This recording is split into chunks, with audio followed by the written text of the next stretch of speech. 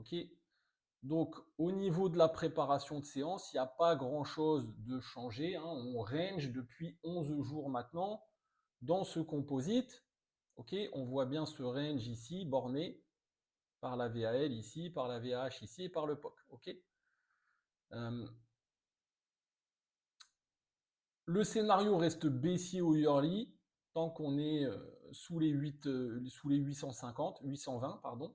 Donc, tant qu'on est sous la VH du composite, on reste en extrême Fed bear destination VWAP, ok, avec une réjection du POC possible sur BPB des 643, ok.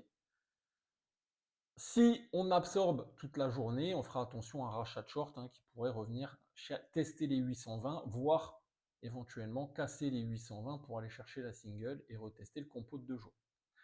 Pour l'instant, ce n'est pas le scénario. Donc on est sous 820, on ne cherche pas trop à payer. On a dit qu'on payait uniquement sur break des 8-17, d'accord, ou sur éventuellement un échec à rester sous le compo et un RPB des 6,43 aujourd'hui. Donc un échec à accélérer finalement si on a une agression de la VAL du composite, un échec à aller chercher le compo de 2 jours.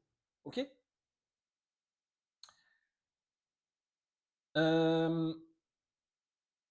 Au niveau donc des trades, ce qui était possible de faire, on va prendre pour modifier un petit peu les choses, on va regarder un petit peu sur le Globex, d'accord, par rapport à tout à l'heure.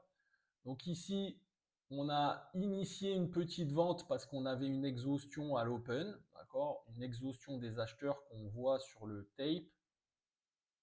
Donc ici, précisément, ok, où on était en déséquilibre ici et on vient breaker. Donc ici, on a eu une exhaustion avec un setup possible de vente.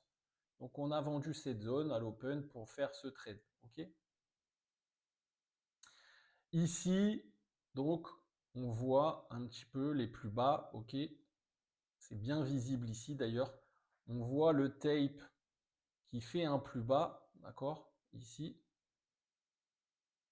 Ok. Et ici, le tape continue de baisser, mais on est en absorption puisqu'on réintègre le composite, d'accord.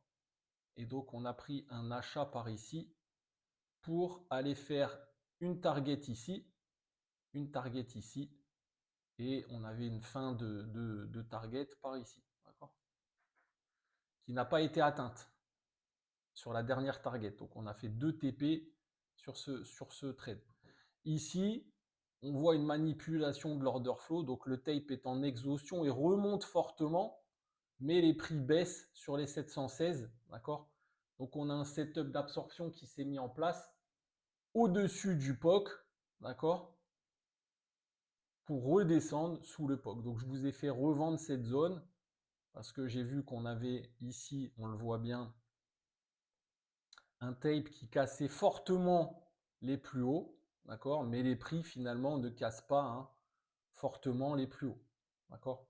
Donc il y a une absorption qui se met en place ici, ok, où on voit le tape en exhaustion qui continue de monter et les prix qui ne cassent pas finalement ce momentum là, d'accord. Vous avez compris un petit peu l'idée. Ici, on voit bien que sur ces plus hauts, là, eh ben, le tape est en exhaustion et monte fortement, d'accord? Mais les prix redescendent. Donc, on rentre en setup d'absorption. Donc, on rentre dans un setup où, tant qu'il n'y a pas d'exhaustion des acheteurs, ben, on cherche à aller tester les 6,50, 6,40 à nouveau. C'est-à-dire cette zone bas du compo, bas d'OPR, bas de DVA. OK? Si cette absorption est alimentée par les acheteurs et qu'on ressorte ce composite, on aura un changement de conditions de marché pour un setup et une imbalance pullback pour continuer le short vers le compo de 2 jours. Scénario alternatif, on vient chercher un plus bas ici sur les prix sans participation du tape, d'accord. Dans ce cas-là, on targetera et on fera attention à un setup de RPB et un rachat de short éventuel avec un échec à rester déséquilibré sous le tape, ok. Voilà pour le petit débrief. Est-ce que tout est clair?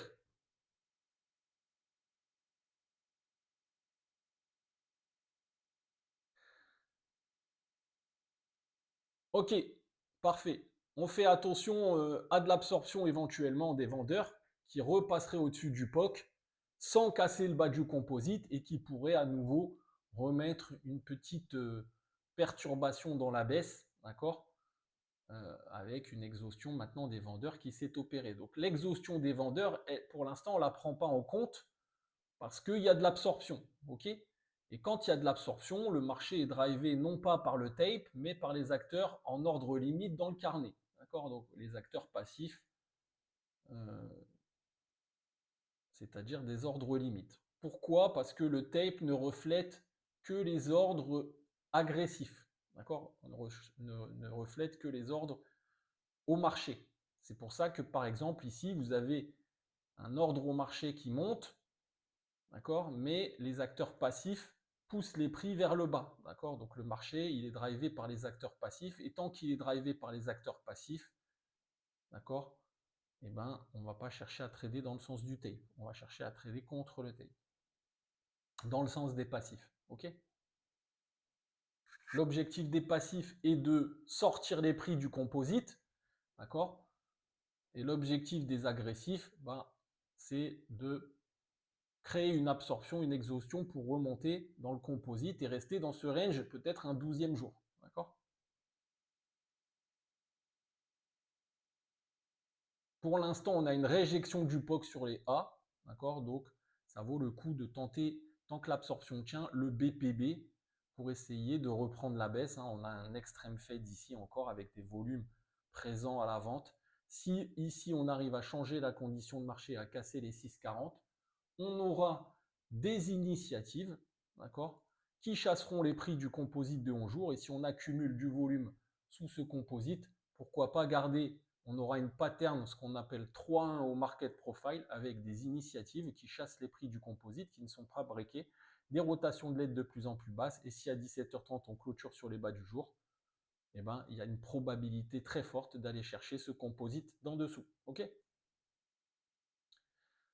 Si au contraire, on arrive à absorber toute la journée et qu'on fusionne ce profil, on fera attention à un achat des 6,40 pour retraverser la zone de range. OK. Voilà pour ce petit